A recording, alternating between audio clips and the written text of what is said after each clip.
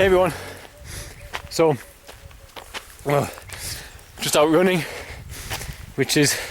running's my downtime, and with it the time I have to do video topics like this. So I want to talk about something which has been mentioned to me a few times. As I said in some other videos, I'm going to make videos based on synchronicities, meaningful coincidences, because that's what I follow. It's the reason I'm in Tanzania after all. So when I get them, I take note. So one of the things I've been getting is about reincarnation. I've been getting a few questions which have stood out to me about reincarnation.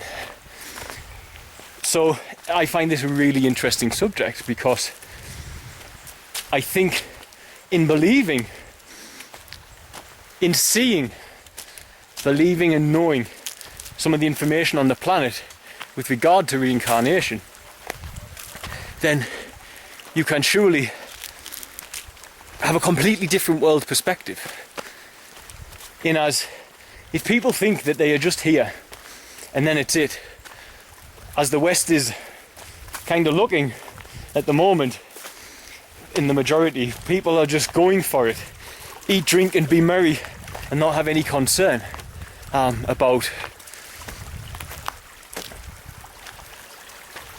if you will return here. There's no consequence. At the end of it, it's over.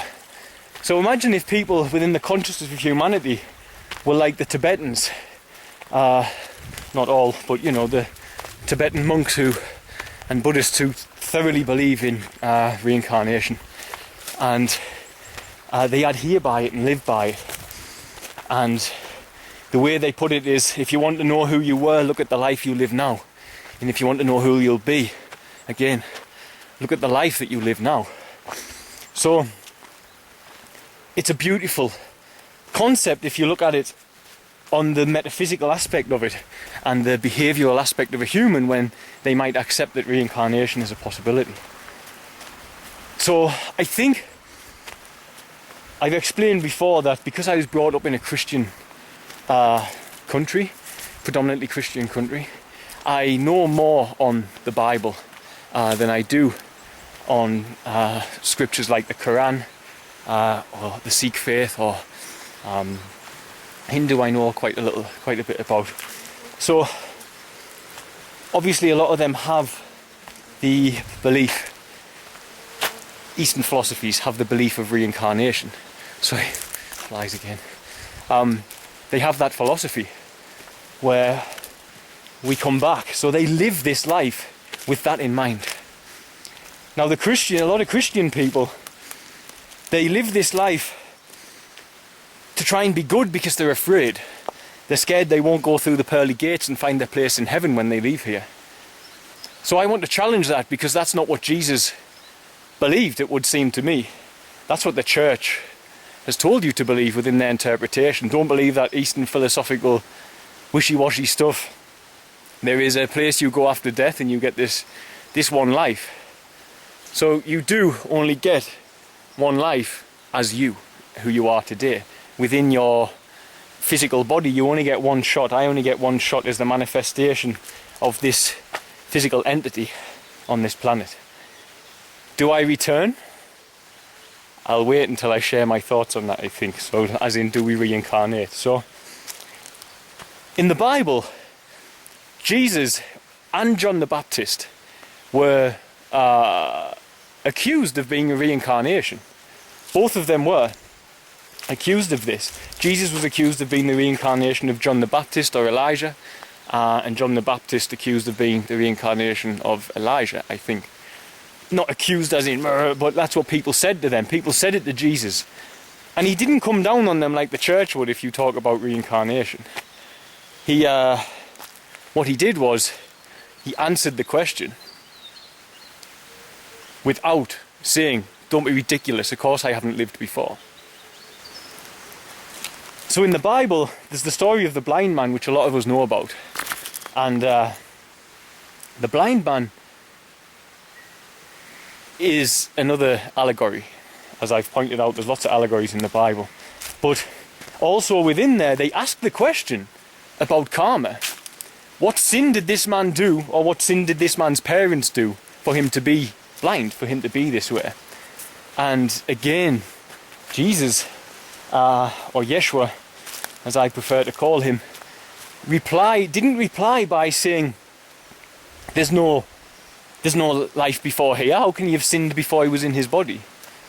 He said, this is not a sin of that kind. This is not, basically he was, I can't remember the exact wording, but he basically responded by saying that both of those are not relevant. So this is not a karmic blindness. He hasn't got a blindness due to karma.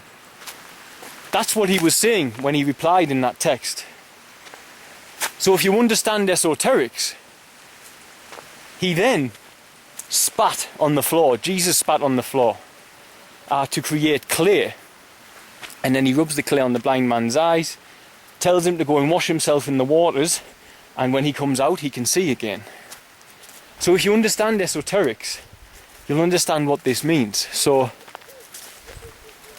why would the Son of God, this Messiah, we're all Son of God in my eyes, in my belief, in my heart, we are all the sons and daughters of God. But why would this almighty, all-powerful being need to spit on the floor to make clay? Why would he need to do that physical action? You've got to look at stuff like this. So to spit in esoteric is a symbology of contempt. So you have contempt for what you've spat at. And what he spits at is the dirt, and he creates clay. So that represents earth. So earth is a level of consciousness in esoterics, which is the carnal mind. So what he's saying is, God has contempt for your carnal mind. God has contempt for the earth consciousness, not as in the planet, but in this, there's stages of consciousness, and I need to do a video on them. There's earth, fire, water, and he spits, where was I? He spits on the earth, sorry. So the spit is a sign of contempt. Mixing it together with the earth, that is showing you that God has contempt for the carnal mind if it's harming his children. So he puts it on his eyes. So he's saying to you, your carnal mind has blinded you. Your carnal mind completely blinded you to the light, to God. That's why he can't see. Remember, if you can't see, you can't see the light. So he goes into the water, which is another level of consciousness. So he goes into meditation and he raises his energies. And when he raises his energies, he can see again. He can see God and he can touch him. And his carnal mind has been washed away and it no longer blocks his eyes. All that is left is the purified sight, because he's been in meditation and he's touched the consciousness, that level which is esoterically described as water. So that's that allegory for anyone who's Christian and wanted to add on, this is the end of the story. What does that mean? That's what that means. But the key point in that story, in that allegory, is when what I'm pointing at with the reincarnation stuff, is what the disciples asked. They asked him, what sin did this man do? It said he was blind from birth. It was blind from birth is what was said initially. You have to understand that part. And then they said, what sin did this man do? What sin did his parents do for him to have this blindness? And Jesus said, it's not that type of sin. So what he was saying was, this is not a story of karma and reincarnation. This is not what this allegory is about. This allegory is about purifying your consciousness, clearing the carnal mind from your sight so you can see the light, so you can touch the waters, that level of consciousness which is water. So even Jesus and his disciples acknowledge reincarnation. And as you know, as I say, most Eastern philosophies acknowledge reincarnation. We know about this. I think a lot of people will know about this. If you don't, I'll leave you to do your own research. But all of the Buddhist philosophies have reincarnation. So there's other stuff for us to look at with reincarnation. And there are many great people on the planet who have done modern day works on this, and it's very interesting, the stuff they've come up with, and I suggest you look at it because it's pretty amazing, some of it. Just stick it into Google, they'll come up, you'll find these people. You'll find who will resonate with you if you set the intention. What resonates with you and what will make it clear for you, it'll be what comes back to you. As long as you don't go for the first, most flashy and most well advertised spiritual leader that appears in front of your eyes, yeah. So, other, or spiritual messenger, not leader. Never have a spiritual leader. It's a very bad idea. I've got to show you all this. I just stood on a rock.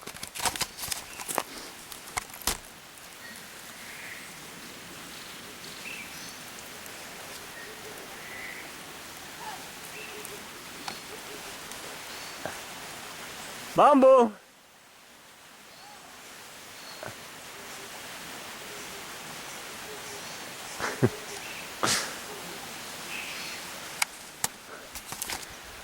There's someone come to investigate me trundling on in the rainforest. It's a child collecting firewood. Reincarnation in the modern day. There are things that you can look at, and you have to use common sense. You can't go into it going, I don't believe in that, because there's just no point, yeah? If your brain is like that, that is your carnal mind, and you need to clear the mud from your eyes. You need to meditate before you research. And that is what's required of you if you want to do esoteric works, because you cannot understand esoterics through the carnal mind, through the muddy eyes. Yeah, you can't do it. So, in terms of reincarnation, do we reincarnate? Well, based on everything I know, we should at least take notice. And everything I've experienced in my life, we should all explore the phenomena that it is a reality.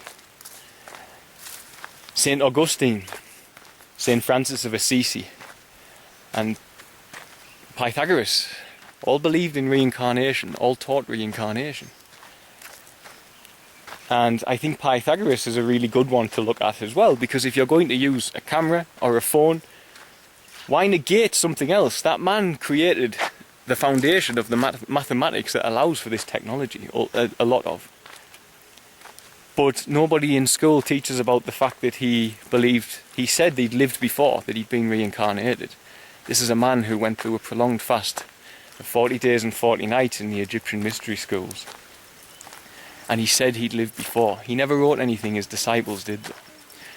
So he said this. And he taught reincarnation, as did Saint Francis of Assisi, a man that many people know of, and Saint Augustine as well.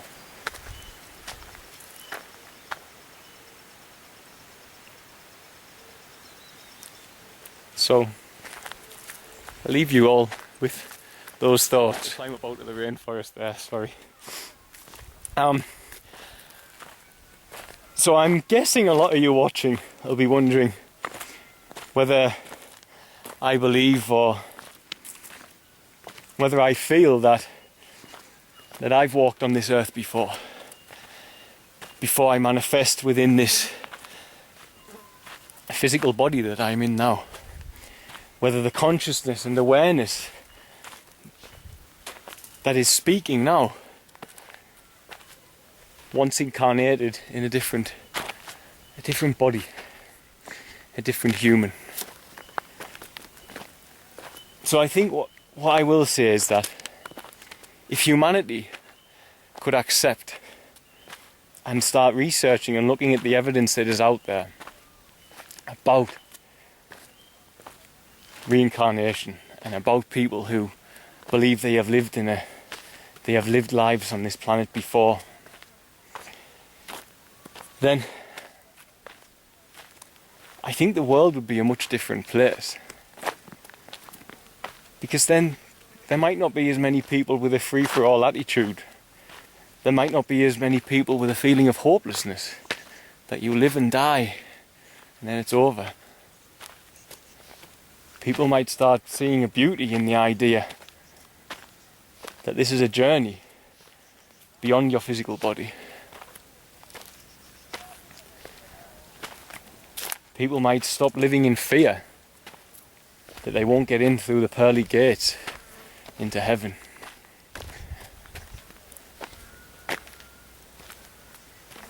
And people might start living now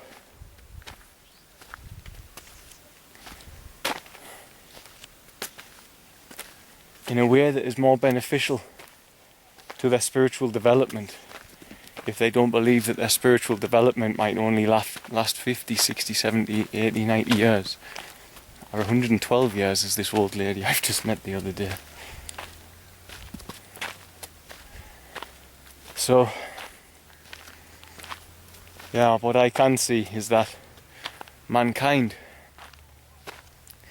humanity on Earth, in the West, would be a very different creature, a very different entity as a collective, if they would embrace reincarnation, if they would explore it and explore the evidence and explore those people that can remember the lives they've lived before, or claim that they can remember the lives that they've lived before. And if they would acknowledge the words of great men like Pythagoras, whose words they are happy to teach in schools all across the planet, but only the ones that fit in with what their carnal mind wants to see, with what their carnal mind can understand and accept.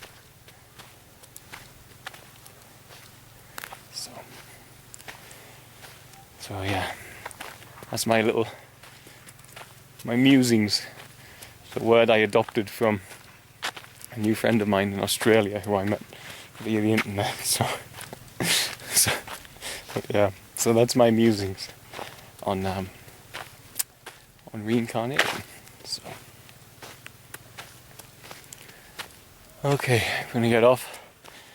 I'm gonna go for another run now that I'm on flat ground.